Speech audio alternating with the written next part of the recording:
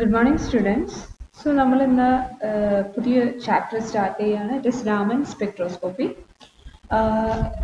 കഴിഞ്ഞ ക്ലാസ്സുകളിൽ നമ്മൾ റൊട്ടേഷണൽ സ്പെക്ട്രം പറഞ്ഞു, വൈബ്രേഷണൽ IR സ്പെക്ട്രം പറഞ്ഞു. ഓക്കെ, ഇവിടെ നമ്മൾ പറയുന്ന Raman സ്പെക്ട്രോസ്കോപ്പിയും we will get Raman spectrum in the IR region. IR regionിൽ തന്നെയാണ് നമുക്ക് എന്തും കിട്ടുന്നത്, രാമൻ സ്പെക്ട്രം കിട്ടുന്നത്, and it is also a kind of vibrational spectrum. Okay, so what is the basic principle behind Raman spectroscopy? When a photon interact with a molecule or matter, it can interact in a number of ways. Okay, ഒരു photon വന്ന് ഒരു മാറ്ററിൽ വീഴുകയാണെങ്കിൽ അതിൽ പലതരത്തിലുള്ള interactions possible ആണ്. Okay, so when a monochromatic radiation strikes on a collection of molecules, most of the light will get scattered. ഒരു മോളിക്യൂളിൽ വന്ന് വീഴുന്ന ലൈറ്റിന് എന്തിനുള്ള ചാൻസ് ഉണ്ട്? മോസ്റ്റ് ഓഫ് ദ ലൈറ്റ് ആ മോളിക്യൂളിൽ തട്ടി സ്കാറ്റർ ചെയ്ത് പോകാനുള്ള ചാൻസ് ഉണ്ട്. ഓക്കെ, അപ്പോൾ നമ്മുടെ രാമൻ സ്പെക്ട്രോസ്കോപ്പി ഇത്തരത്തിലുള്ള സ്കാറ്ററിംഗ് ബേസ് ചെയ്തിട്ടാണ് അതിന്റെ പ്രിൻസിപ്പിൾ എന്ന് പറയുന്നത്. So when a monochromatic light falls on a matter, most of the lights are scattered elastically.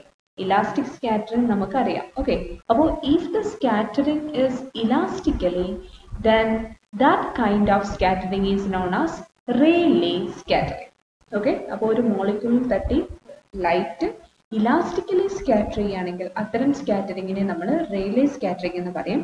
അത്തരം സ്കാറ്ററിങ്ങിന്റെ പ്രത്യേകത എന്ന് പറഞ്ഞാൽ the scattered frequency is same as the incident frequency. നമ്മുടെ മോളിക്യൂളിൽ വന്ന് വീഴുന്ന റേഡിയേഷന്റെ ഫ്രീക്വൻസിയിൽ തന്നെ ആയിരിക്കും എന്തും ചെയ്യുന്നത്, ആഫ്റ്റർ ദാറ്റ് സ്കാറ്റർ ചെയ്തതിനുള്ള ഫ്രീക്വൻസിയും സെയിം ആയിരിക്കും അല്ലെ. ഇലാസ്റ്റിക് സ്കാറ്ററിങ്ങിൽ ഇനിഷ്യൽ എനർജിയും ഫൈനൽ എനർജിയും സെയിം ആണല്ലോ. ഇവിടെ മോളിക്യൂൾസ് ഫോട്ടോൺസ് ആണ്. ഫോട്ടോൺസ് ആകുമ്പോൾ equation E is equal to h nu, right? So initial energy and final energy same means h nu is same, that is the frequency before scattering and after scattering is same. മനസ്സിലായല്ലോ? അപ്പോൾ the incident frequency will be equal to the scattered frequency, then such kind of scattering is known as Rayleigh scattering. Clear? But in some cases, that is a few molecules can undergo inelastic scattering. That is, few molecules mean 1 in 10 raised to 6 molecule. It may undergo inelastic scattering. So inelastic scattering means initial energy and final energy are not same, right? So the scattered frequency will be different from that of incident frequency. Okay, and this difference means the scattered frequency can be above the incident frequency or below the incident frequency. Okay, so frequency ഒന്നുകിൽ incident frequencyയേക്കാൾ കൂടുതലാകാം അല്ലെങ്കിൽ എന്താകാം, കുറവാകാം. മനസ്സിലായല്ലോ? ഇത്തരത്തിൽ സംഭവിക്കുന്ന inelastic സ്കാറ്ററിങ്ങിനെയാണ് we call it as Raman scattering. മനസ്സിലായല്ലോ? So elastic scattering is Rayleigh scattering and inelastic scattering is Raman scattering. So this phenomena was observed by C.V. Raman in 1928. Okay, so ഇങ്ങനെ നമുക്ക് scattering കിട്ടാണ്. Okay, ഇങ്ങനെ scattering കിട്ടുമ്പോൾ we will get a kind of spectrum. അപ്പോൾ നമുക്ക് ഇത്തരത്തിൽ ഈ scatter ചെയ്ത് വരുന്ന ലൈറ്റ്സിനെ നമുക്ക് സ്പെക്ട്രമായിട്ട് റെക്കോർഡ് ചെയ്യാം. അങ്ങനെ നമുക്ക് കിട്ടുന്ന സ്പെക്ട്രത്തെയാണ് we call it as Raman spectrum. Okay, and in Raman spectrum, the lines will be above or below the incident frequency. ആണല്ലോ, നമുക്ക് കിട്ടുന്ന സ്കാറ്റേർഡ് ലൈൻസ് എന്ന് പറയുന്നത് ഇൻസിഡന്റ് ഫ്രീക്വൻസിയേക്കാൾ മുകളിലോ താഴെയോ ആകാം. So there will be a shift in frequency and that shift is known as Raman shift. Clear? ഇതാണ് നമ്മുടെ എന്തെന്ന് പറയുന്നത്, we call it as Raman scattering. Okay, so next is the scattered radiation found to have different frequencies. If nu I is the frequency of incident radiation, okay, then nu s is the frequency of scattered radiation, then If the scattered frequency is greater than incident frequency, such lines are known as anti-Stokes line. Okay, and if the scattered frequency is less than incident frequency, then it is known as Stokes line. And if scattered frequency is equal to incident frequency, then elastic scattering may occur and it is known as Rayleigh line. Okay, so in Raman spectra, we may have three kinds of line or three sets of line. First one is a line having same frequency as the incident frequency called Rayleigh line, and a set of lines having frequency less than our incident frequency called Stokes line, and above frequency above the Rayleigh lines incident frequency, that is called anti-Stokes line. Clear? So here we may have three different sets of Raman lines. Okay, അതിൽ നമ്മൾ ഈ സ്റ്റോക്സിനെയും anti സ്റ്റോക്സിനെയാണ് നമ്മൾ എന്തെന്ന് വിളിക്കുക, Raman lines എന്ന് വിളിക്കുക. And here this difference, that is in the case of Stokes lines, the difference is nu I minus nu s, it is called Raman shift. Also in the case of anti-Stokes line, that is nu s minus nu I, it is called Raman shift. Okay, so the modulus of difference between nu s and nu I is known as Raman shift. Karanam, if we are taking nu s minus nu I, then Stokes lines in the case of the negative I.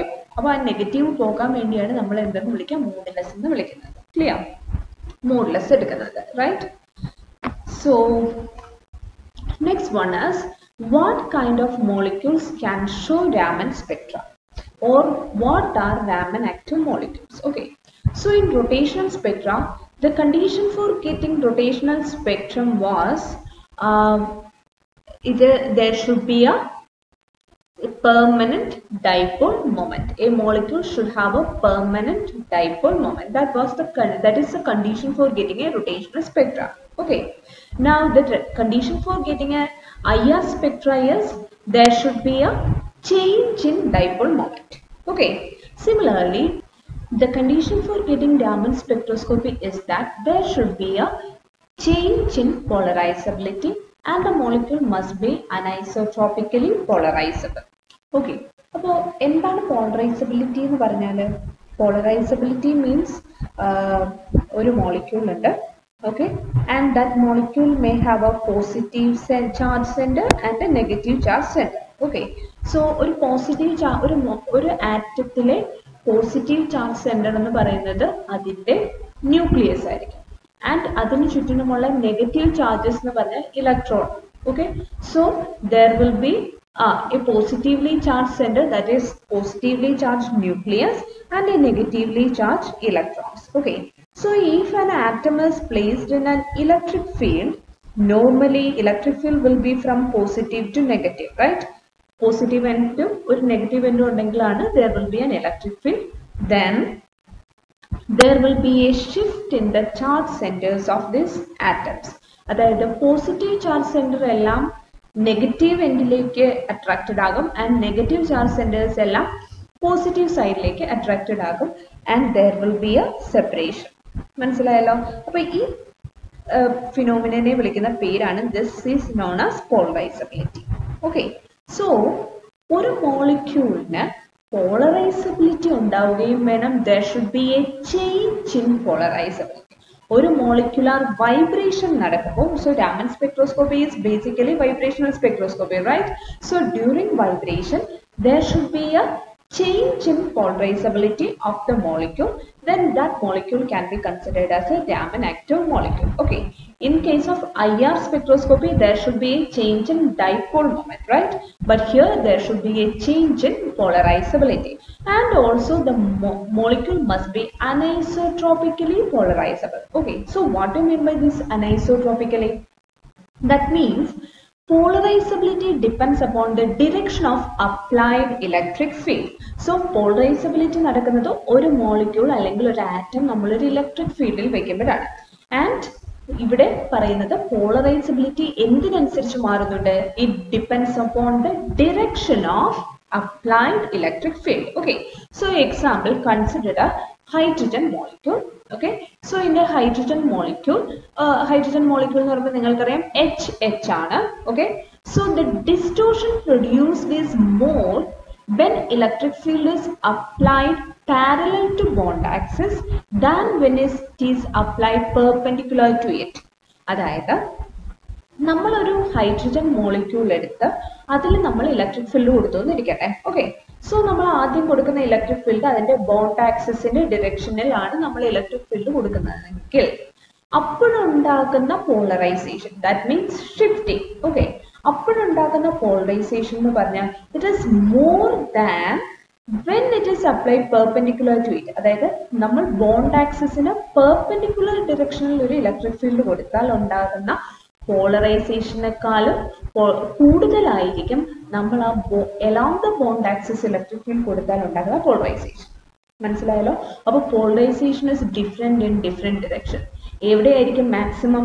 നമ്മുടെ hydrogen മോളിക്യൂളിന്റെ along the bond axis electric field apply ചെയ്താൽ you will get maximum polarization, and if you are applying it perpendicular to the bond axis then it will be minimum. ഇനി അതല്ല, in between ഏതെങ്കിലും ഒരു ആംഗിളിലാണ് നിങ്ങൾ electric field കൊടുക്കുന്നതെങ്കിൽ ഇതിനിടയിലുള്ള ഒരു value ആയിരിക്കും കിട്ടുക.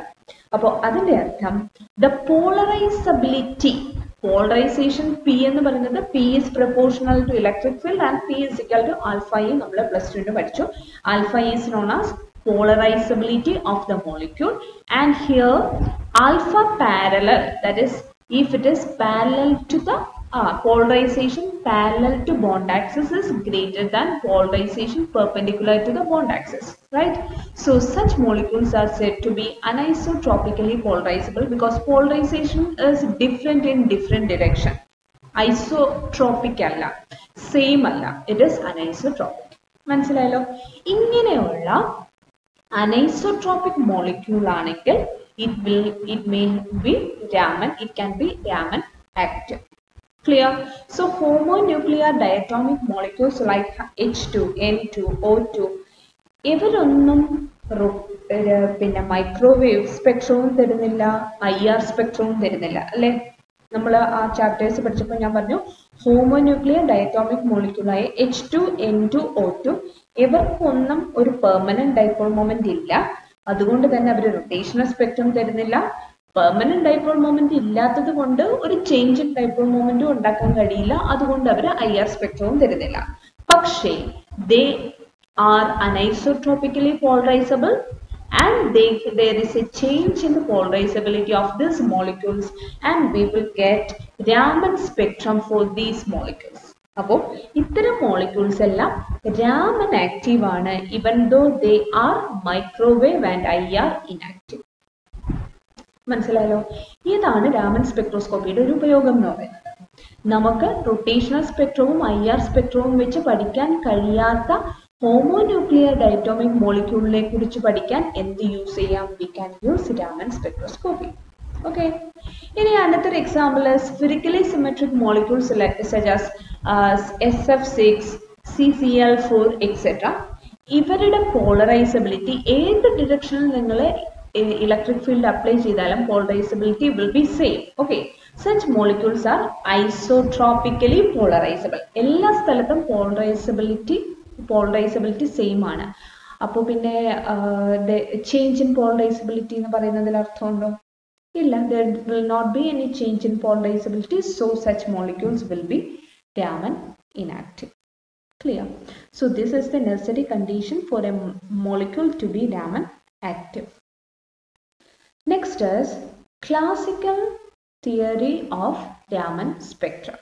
Okay, so നമ്മൾ നേരത്തെ പറഞ്ഞതുപോലെ ഒരു Raman ഒരു മോളിക്യൂൾ എടുക്കുന്നു. Molecule is placed in an electric field, then polarization will occur, and the polarization P is equal to alpha E, where alpha is known as polarizability of the molecule. Okay, and this alpha is a kind of tensor. It is a 3x3 tensor having 9 components. Okay, now let nu 0 is the frequency of the radiation that is falling on the molecule. അതായത് നമ്മളിവിടെ രാമൻ സ്പെക്ട്രത്തെ കുറിച്ചാണ് പറയുന്നത് അല്ലെ. Raman spectroscopy സംഭവിക്കുന്ന എപ്പോഴാണ്? ഒരു മോളിക്യൂളിൽ ഒരു incident radiation വന്ന് വീഴുമ്പോൾ. ഓക്കെ, അങ്ങനെ വീഴുന്ന ഇൻസിഡന്റ് റേഡിയേഷന്റെ frequency is nu 0. Then the equation for incident radiation is E is equal to electric field inde incident radiation electric field inde equation E is equal to E0 cos 2 pi nu 0 t. Okay, സാധാ electric ഫീൽഡിന്റെ നമ്മുടെ equation നമുക്ക് അറിയാം. Okay, ഇനി let Q be the normal coordinate associated with a particular mode of vibrational frequency nu m of the molecule. അതായത് നമ്മൾ ഈ ഒരു മോളിക്യൂൾ, അപ്പോൾ ഈ ഇലക്ട്രിക് ഫീൽഡ് വന്ന് വീഴുമ്പോൾ നമ്മുടെ മോളിക്യൂളിന് എന്ത് സംഭവിക്കുന്നു എന്നാണ് നമുക്ക് പറയേണ്ടത് അല്ലെ. അപ്പോൾ നമ്മൾ പറയാണ് ഈ molecule something is changing and that changing quantity is taken as എന്തോ ഒരു സംഭവത്തിനനുസരിച്ചാണ്, ഏതോ ഒരു ക്വാണ്ടിറ്റിക്ക് അനുസരിച്ച് നമ്മുടെ മോളിക്യൂളിന്റെ പ്രോപ്പർട്ടി ചേഞ്ച് ചെയ്യുന്നു എന്നിരിക്കട്ടെ. അതിനെ ഞാൻ Q be the normal coordinate associated with a particular mode of vibration. ഒരു വൈബ്രേറ്റ് ചെയ്യുന്ന മോളിക്യൂളില് നമ്മൾ അതിന്റെ വൈബ്രേഷൻ പറയാനായിട്ട് Q എന്ന് പറയുന്ന ഒരു നോർമൽ കോർഡിനേറ്റ് കൺസിഡർ ചെയ്യുന്നു എന്നിരിക്കട്ടെ. ഓക്കെ, അങ്ങനെയാണെങ്കിൽ this normal coordinate Q is associated with the molecule അല്ലെ. വൈബ്രേറ്റ് ചെയ്യുന്ന ഒരു മോളിക്യൂളിന് ഉണ്ടാകുന്ന ഒരു സംഭവമാണ് ഈ Q എന്ന് പറയുന്നത്. So I am writing Q is equal to Q0 cos 2 pi nu m t because nu m is the frequency of the vibrating molecule. Clear? Now the polarizability alpha can be expressed in Taylor series as നമ്മുടെ ക്യൂവിനനുസരിച്ച് polarisability എങ്ങനെ change ചെയ്യുന്നു എന്നാണ് നമുക്ക് പറയേണ്ടത് അല്ലെ. അതായത് vibrate ചെയ്യുന്ന ഒരു മോളിക്യൂളിന്റെ പോളറൈസബിലിറ്റി എങ്ങനെ ചേഞ്ച് ചെയ്യുന്നു എന്നാണ് നമുക്ക് പറയേണ്ടത്. So we are using Taylor series. Alpha is equal to alpha 0 plus do alpha by do Q0 Q plus next term എന്ത് വരും? Do square alpha by do Q square 1 by 2 factorial do square alpha by do Q0 the whole square into Q square plus etc. അങ്ങനെ Taylor series വരും. Okay, so നമ്മൾ first 2 terms മാത്രം എടുക്കാണ്, ബാക്കി terms ഒക്കെ neglect ചെയ്യാണ്. Okay, so I am substituting the expansion of polarizability in the equation P is equal to alpha E. So alpha is alpha 0 plus dou alpha by dou Q0 into Q. Q is Q0 cos 2 pi nu m t into E is E0 cos 2 pi nu 0 t. Okay, നോക്കുക nu 0 ഈ നമ്മുടെ apply ചെയ്ത റേഡിയേഷന്റെ electric ഫീൽഡിന്റെ frequency ആയിരുന്നു nu 0. ഇവിടുത്തെ nu m എന്ന് പറഞ്ഞാൽ വൈബ്രേറ്റ് ചെയ്യുന്ന നമ്മുടെ മോളിക്യൂളിന്റെ ഫ്രീക്വൻസിയാണ്. Okay, now we are expanding these terms. This will become alpha 0 E0 cos 2 pi nu 0 t plus dou alpha by dou Q into Q0 E0 cos 2 pi nu m t into cos 2 pi nu 0 t. Okay, so here we have trigonometric relation. 2 cos theta cos phi will be cos theta plus phi plus cos theta minus phi, right? അപ്പോൾ ഇവിടെ ഉള്ളത് cos 2 pi nu 0 t and cos 2 pi nu m t. So ഇവിടെ 2 കൊണ്ട് multiply ചെയ്യണമെങ്കിൽ 2 കൊണ്ട് divide ചെയ്യണം. So it will become half cos theta plus phi plus cos theta minus phi. Okay, so P will be first term അതുപോലെ എഴുതി, dou alpha by dou Q0 Q0 E0 എഴുതി. ഈ ടേമിൽ there will be a half. Okay, then cos A plus B, that is 2 pi nu 0 t plus 2 pi nu m t, 2 pi t constant, so we can write it as cos 2 pi nu 0 plus nu m t plus cos 2 pi nu 0 minus nu m t. Okay, so here this is the final equation. This is the equation for polarizability of the molecule when a radiation having frequency nu 0 falls on it. Okay, അപ്പോൾ ഈ equation നോക്കാം. Here we have 3 terms, first term, second term and third term. Okay, so in the first term nu 0 is the frequency of the first term. Okay. In the second term, frequency is nu 0 plus nu m, and in the third term, frequency is nu 0 minus nu m. Okay. So polarization induce consists of three different frequencies: nu 0, nu 0 plus nu m, and nu 0 minus nu m. Nu 0 is the incident frequency. So after polarization, after what? When radiation falls on the molecule, after polarization, the scattered radiation will have nu 0 frequency, that is same as the incident frequency, called Rayleigh line or Rayleigh scattering. Okay. Next, nu 0 plus nu m is frequency above our incident frequency, called anti-Stokes line, and here nu 0 minus nu m is frequency below the incident frequency, called Stokes line. Clear? അപ്പോൾ ഇതാണ് നമ്മുടെ classically we have proved that the scattered radiation will have three different components: Rayleigh component, Stokes and anti-Stokes components. മനസ്സിലായല്ലോ? ഇനി ഈ ഇക്വേഷനിൽ നിങ്ങൾ നോക്കാം. First is Rayleigh scattering. Okay. Second term, half dou alpha by dou q, q0, e0 common ആണ്. Okay. Cos 2 pi nu 0 m and cos 2 pi nu 0 minus nu mt. So ഇത് രണ്ടുമാണ് നമ്മുടെ Raman lines അല്ലെ? ഇത് Rayleigh line and these two are, that is Stokes and anti-Stokes lines ആണ് നമ്മുടെ Raman lines, and ഇത് കിട്ടുന്ന ഈ പ്രോസസ്സിനെയാണ് നമ്മൾ Raman scattering എന്ന് പറയുന്നത്. ഓക്കെ. സോ ഈ Raman scattering കിട്ടണമെങ്കിലുള്ള നെസസറി കണ്ടീഷൻ എന്ന് പറഞ്ഞാൽ this dou alpha by dou q, which is the change in polarizability. ക്യൂവിനനുസരിച്ച്, ക്യൂ എന്ന് പറയുന്നത് something related with the vibration of our molecule, അതിനനുസരിച്ച് നമ്മുടെ മോളിക്യൂളിന്റെ polarizability do alpha by do Q ഒരിക്കലും zero ആകാൻ പാടില്ല. ഓക്കെ. അങ്ങനെ സീറോ ആയാൽ എന്താ സംഭവിക്കുക? ഈ ഫുൾ ടേം സീറോ ആയി പോകും. അതായത് we will not get any Raman lines. Raman line കിട്ടില്ല. അപ്പോൾ നമ്മൾ നേരത്തെ പറഞ്ഞ അതേ കണ്ടീഷനിലേക്ക് നമ്മൾ എത്താണ്. Raman line കിട്ടാനുള്ള necessary condition എന്താണ്? There should be a change in polarizability. If this is zero, then we won't get any Raman lines. ഇനി അതേപോലെ തന്നെ do alpha by do Q zero ആകാന്ന് പറഞ്ഞാൽ ആൽഫ ഈസ് എ കോൺസ്റ്റന്റ് എന്നർത്ഥം അല്ലെ? Alpha constant ആയാൽ ഒരിക്കലും നമുക്ക് എന്ത് കിട്ടില്ല? നമുക്ക് Raman lines കിട്ടില്ല. അതുകൊണ്ടാണ് നമ്മൾ പറയുന്നത് അനൈസോട്രോപിക്കും ആയിരിക്കണം. Direction മാറുന്നതിനനുസരിച്ച് ആൽഫ ചേഞ്ച് ചെയ്യും വേണം. Okay. So thus we get an important rule that molecular vibration will be Raman active only if there is a change in polarizability. Okay. So ഈ മൂന്ന് pictures നോക്കാം. This is the variation of polarizability with displacement during normal modes of carbon dioxide molecule. അതായത് ഒരു carbon dye oxide മോളിക്യൂളിന്റെ നമ്മൾ കഴിഞ്ഞ പ്രോബ്ലത്തിലെ വൈബ്രേഷനിൽ പറഞ്ഞു, മൂന്ന് കാർബൺ ഡൈ oxide molecule is a linear molecule, so it may have 3n minus 5 vibrational degrees of freedom, that is 4 vibrational degree കാണണം. First one is stretching, second one bending രണ്ടെണ്ണം ഉണ്ട്, and third one is asymmetric stretching. Okay. So ഇവിടെ